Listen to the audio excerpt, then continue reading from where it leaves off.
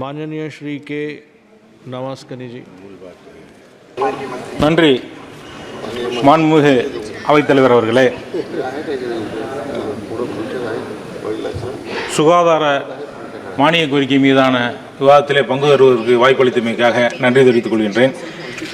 நம்முடைய நாடு சுதந்திரம் அடைந்து 74 ஆண்டு காலம் ஆகியும் மருத்துவ கட்டமைப்பில் இன்னும் பல மாநிலங்கள் தண்ணீர் உடையாத நிலையிலே இருக்கின்றன.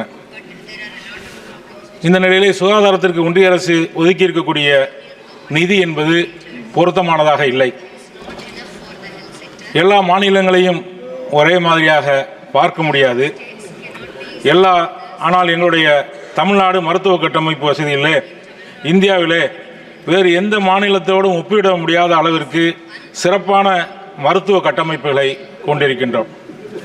திராவிட ஆட்சியாளர்கள் மருத்துவத்துறையிலே இந்தியாவிலே முதன்மையான மாநிலமாக தமிழ்நாட்டை முன்னேற்றி இருக்கின்றார்கள். மேற்கத்திய நாடுகளோடும் வளர்ந்த நாடுகளோடும் மருத்துவ உட்கட்டு அமைப்புகளை வசதிகளை ஒப்பிடக்கூடிய அளவிலே தமிழ்நாடு மருத்துவத்துறையிலே தண்ணீர் உடைந்திருக்கின்றது. நாட்டிலே அதிகப்படியான மருத்துவக் கல்லூரிகளை கொண்ட மாநிலம் தமிழ்நாடு. எங்களுடைய தமிழ்நாட்டிலே தற்போது 36 அரசு மருத்துவக் கல்லூரி மருத்துவமனைகள் இருக்கின்றன.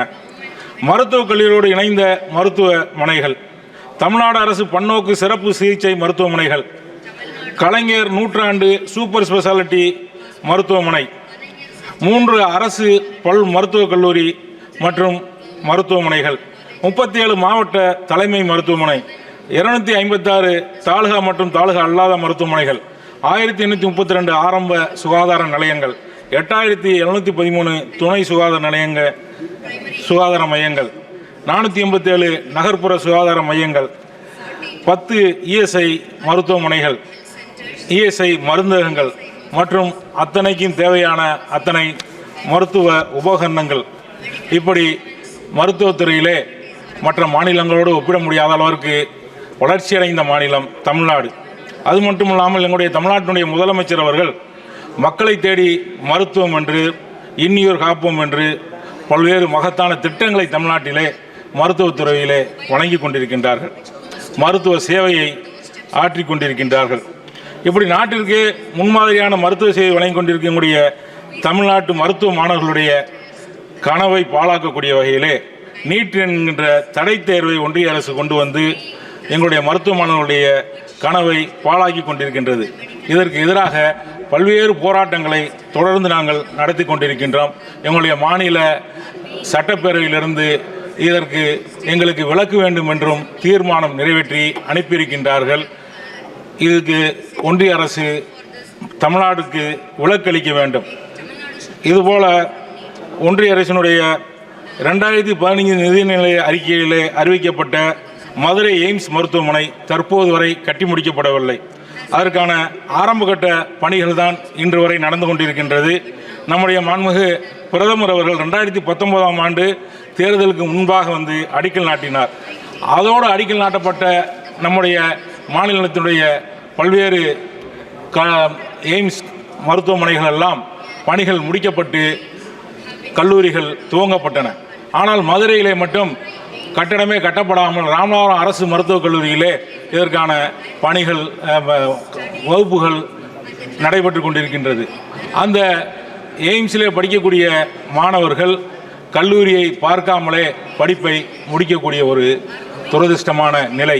அதனால் விரைவாக எப்படி பிற மாநிலங்களுக்கு ஒன்றிய அரசினுடைய பங்களிப்போடு அந்த எய்ம்ஸ் கட்டப்பட்டதோ அதுபோல மதுரைக்கு மட்டும் ஜப்பானுடைய ஜைகா நிறுவனத்துடைய நிதி பங்களிக்க வேண்டும் என்று சொல்லி காலதாமதம் செய்வதை விட்டு மற்ற மாநிலங்களுக்கு எப்படி நிதி ஒதுக்கப்பட்டதோ அதுவாக விரைவாக இதற்கான நிதி ஒதுக்கப்பட்டு பணிகள் நடைபெற வேண்டும். மருத்துவ கட்டமைப்பில் அதிகமான மருத்துவமனைகளை உருவாக்கி கொண்டிருக்கக்கூடிய மாநிலமாக, அதிகமான மருத்துவ இடங்களை பெற்றக்கூடிய மாநிலமாக தமிழ்நாடு இருப்பதால் அந்த எண்ணிக்கையிலே ஒன்றிய அரசு குறைக்க வேண்டும். பிற மாநிலத்திற்கான அந்த வாய்ப்பை வழங்க வேண்டும் என்பதற்காக அந்த நீட் தேர்வின் மூலமாக எங்களுடைய மாணவர்களுடைய வாய்ப்புகள் குறைக்கப்படுகிறது. அதற்கு எங்களுக்கு விலக்கு கேட்டிருக்கின்றோம். நிச்சயமாக ஒன்றிய அரசு அதை பரிசீலிக்க வேண்டும் என்று கேட்டுக்கொள்கிறோம். என்னுடைய மாவட்டத்திலே நேஷனல் ஹெல்த் மிஷன் மூலமாக தலைக்காய பிரிவிற்கு நிதி ஒதுக்கி அந்த தலைக்காய பிரிவை ஏற்படுத்த வேண்டும். ஆனால் தலையிலே அடிபட்டவர்கள் ராமநாதபுரம் ராமேஸ்வரத்திலிருந்து மதுரை ராஜாஜி அரசு மருத்துவமனை வரை செல்லுவது, பலர் உயிரிழக்க வேண்டிய நிலை ஏற்படுகிறது. அதற்காக தலைக்காய பிரிவிற்கு நேஷனல் ஹெல்த் மிஷன் மூலமாக நிதி ஒதுக்க வேண்டும் என்று கேட்டுக்கொள்கிறேன். நன்றி.